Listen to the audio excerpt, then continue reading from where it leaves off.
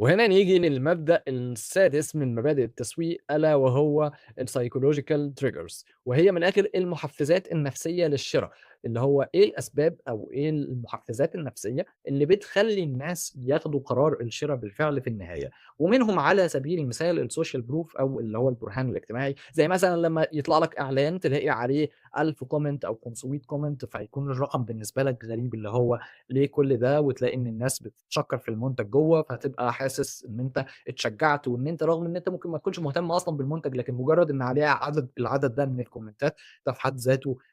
شجّعك. ممكن يكون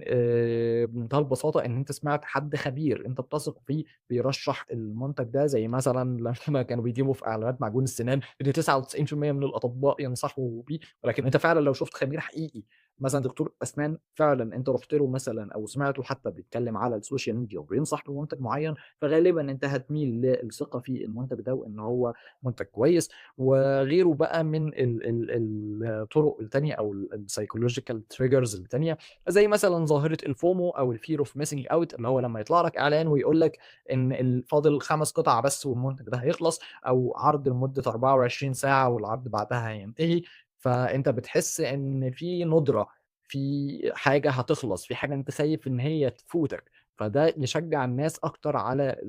الشِرا.